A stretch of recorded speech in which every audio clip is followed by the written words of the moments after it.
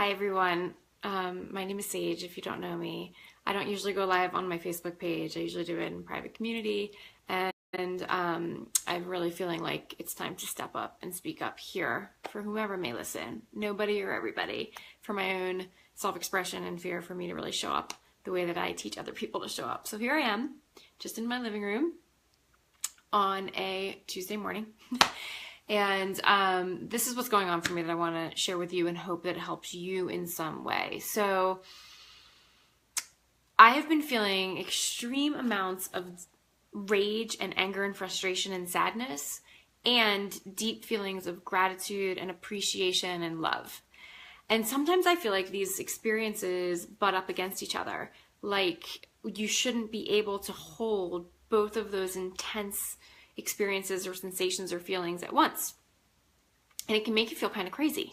Like, am I mad and angry and upset, or am I deeply, blissfully grateful and happy? And what I've really been exploring is how you can have both of these experiences simultaneously without being a hypocrite.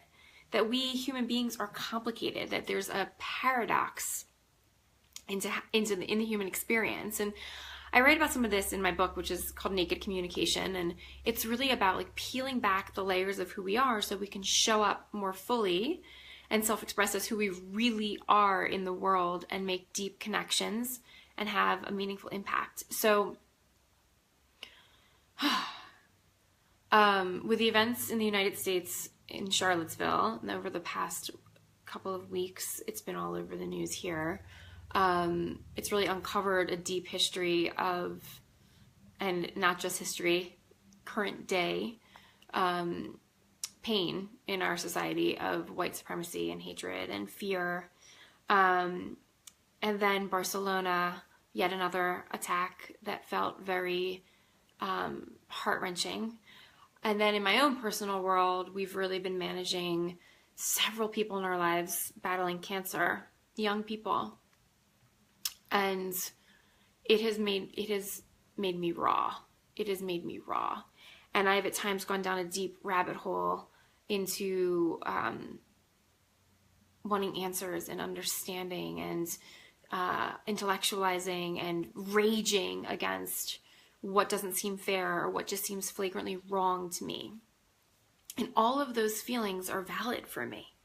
They're my experience of watching people I love suffer, watching people I don't know suffer, feeling helpless, feeling powerless, feeling like, what can I do? What if I say something and I say it wrong? Who am I to speak out anyway, right? And I know many of you feel that way. I've been talking to so many people in my community, both online and in real life, real time, about these feelings of rage and confusion and helplessness and powerlessness and fear of saying the wrong thing. And I really feel like now is the time to say something, right? And to let yourself have those feelings. So that's where my rage and my fear and my sorrow have been lying. And then at the same time, and almost with some guilt and trepidation, I've been tuning into what's really beautiful in my life, like the gorgeous view that I have, the love of my family and friends that I know I'm extraordinarily blessed to have. So I just had a birthday, a significant one. I flipped into the next decade, into my 40s.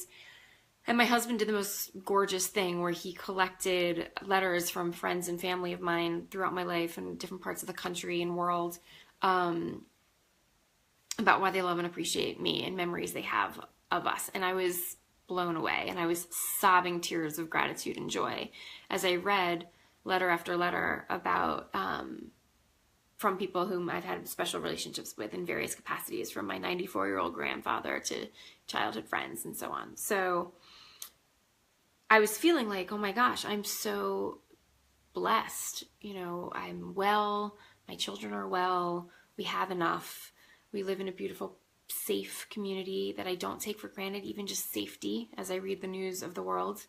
I have access to healthcare. I have access to clean water and food, like so much. And people in my life, I'm blessed with extraordinary relationships. And so I had this rub of like, how can I feel this insane rage and sorrow and again, like fear and powerlessness at the same time with really wanting to pay attention to what's working, what's beautiful, where there's light, where there's love, where there's gratitude, right? And so you can hold both. You can be a paradox. You can be a human being that is a walking dichotomy. You can hold both. And in fact, I think you should, right? So I think being a real whole person means you can have empathy and you can feel anger and you can feel activated, and you can also feel gratitude, joy, love, light, faith, all of that, right?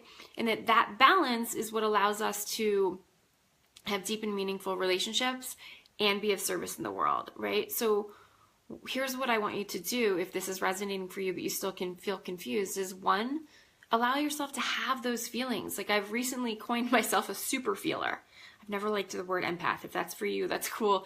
I think that's probably what I mean here, but it's super feelers. Like I seriously, since I was little, really could feel deeply other people's stuff. And I, that has sometimes really derailed me. Last week, it really derailed me. I went deep down a rabbit hole of like watching and reading and listening to things too much, right? Because I couldn't process it all fast enough. And I wanted to be informed, but I was super feeling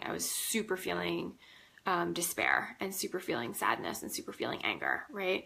So let yourself feel the feels, as my friend Alex always says, feel the feels, but don't stay there in them if they're not serving you into greater good and action, right? So I sort of go like this, where I'm like, when I watch the 2020 episode of Fractured America, I feel like, when I get information around a beloved with cancer, and I just want to say, F you, cancer, like, this isn't fair. And I say all of these things, and I feel that rage and that anger, and I rail against it inside of myself. And same with my joys. Like when I'm reading those letters from people, I'm crying, I'm letting it in. I actually had to take a break and not read them all at once because I couldn't receive all of that love at once. But feel the feels, right? But don't stay stuck in any one of them for too long. Because the next thing to do is to take action. Small or big, whatever action means to you, right? If action is writing a letter to somebody you love, if action is getting on your Facebook feed and saying like, I see you, I'm here, I don't know what to say or what to do, and maybe it's imperfect, but I care about the environment, white supremacy, racism, anti-racism, right?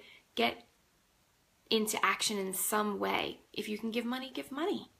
Sometimes that's the most effective way to be of service, right? Like I love to do that. And I was just listening to a mentor of mine, Denise Duffield Thomas, was talking about how she felt inspired when she was reading about a young girl in her town who is 17, I believe, with terminal cancer, and that this young girl has decided to devote the rest of her life in raising awareness around childhood cancer. I can hardly talk about it. Super feeler. And she just, boom, wrote out a check for several $1,000s because she could. And she could serve in that way. And she could take action. Action really, really propels us out of hopelessness and despair. So you want to feel the feels. You don't want to always be doing without feeling the feelings. But you want to feel the feelings and then come in with some type of action that you can offer. So you can do action for free too. This is action. This is me sharing with you that you have permission to be a deeply feeling, complicated human being on the planet. You have permission to feel sorrow and anger and fear and rage and love and gratitude and appreciation and light.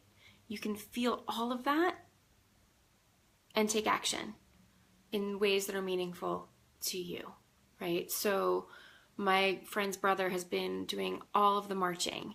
He has been making posters and signs and standing up for what he believes in, right? That's a free action that works for him. It doesn't work for me as much with 2 little kids. I'm not as much of an out there on the streets activist, but I super give gratitude to my friends who are, and I show up here, and I show up in my blog, and I show up in my upcoming podcast, and I show up every day just in conversations and on the schoolyard with other moms who want to know, what can we do? How can we help? How can we serve? Gathering resources, sharing your resources, right?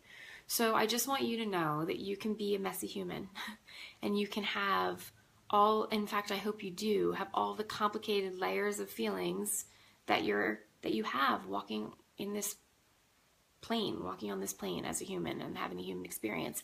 And don't let the feelings totally derail you. Don't let yourself slump down into the abyss of doubt and fear and worry, or don't let your feelings completely keep your head in the sand where you stay in your, in my case, in a privileged bubble, and I don't look at what's really going on and where I can step up and help, right?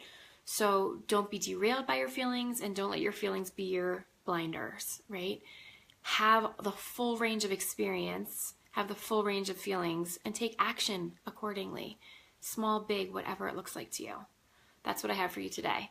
It's about the dichotomy of the human experience, the paradox of walking a path of feeling and action, and permission to feel both rage and anger, sorrow and doubt, with joy and peace and love and gratitude and appreciation.